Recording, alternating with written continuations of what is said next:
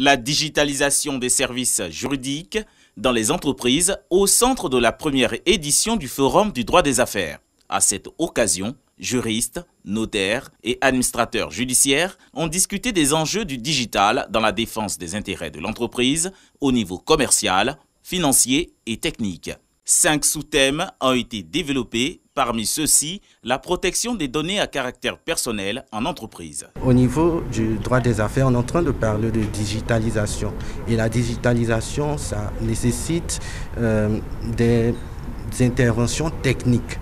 Et les interventions techniques doivent réellement être préparées parce qu'il y a ce qu'on appelle le privacy by design qui veut qu'on puisse prendre en compte la protection des données personnelles avant de développer une technologie ou bien une application. Face aux impératifs de la crise sanitaire due à la Covid-19 et à l'évolution mondiale, la numérisation des activités juridiques en affaires reste indispensable selon les experts. La transformation des directions juridiques au niveau digital.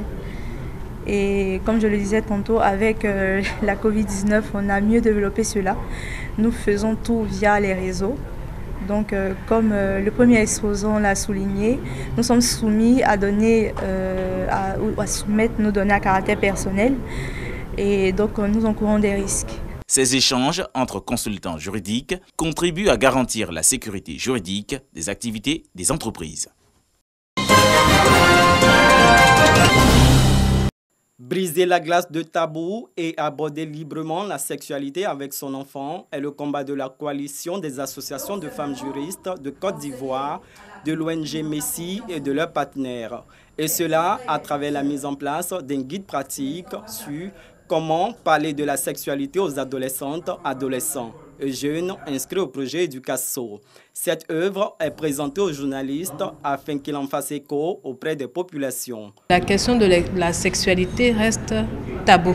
Les parents qui ont la bonne volonté de vouloir en parler ne sont pas suffisamment outillés ou n'ont pas la manière. Fort de ce constat, nous avons élaboré ce guide afin d'orienter les parents dans la discussion avec leurs enfants, les adolescents et jeunes. Exposé et échange sur cet outil pour les parents et les enseignants, produit en 380 exemplaires de 36 pages.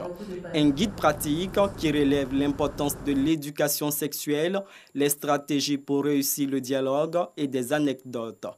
N'importe quel parent qui prendra ce document, qui le lira, automatiquement la personne va avoir une arme, des outils pour pouvoir surmonter la gêne de parler de sexualité avec les enfants. Nous nous chargerons en tant que partenaire du projet Educaso en Côte d'Ivoire de faire la diffusion au niveau des autres pays en Afrique de l'Ouest. On aimerait que les partenaires techniques et financiers nous accompagnent pour avoir des moyens financiers et pouvoir faire une multiplication. Le projet Educaso est à sa première phase qui prend fin en mars 2022. Il œuvre pour l'éducation complète à la sexualité, la santé et la vie saine. Il couvre les pays de l'Afrique de l'Ouest.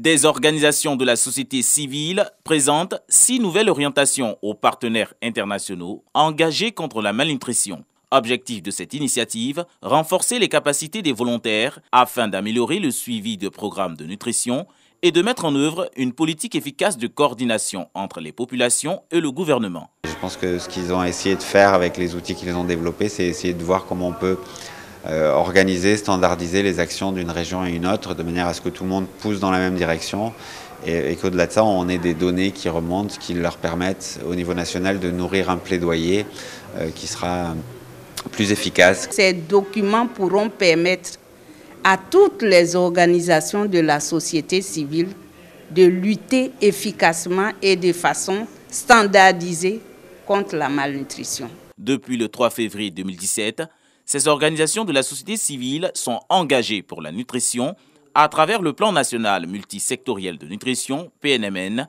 et des plans régionaux de nutrition en particulier.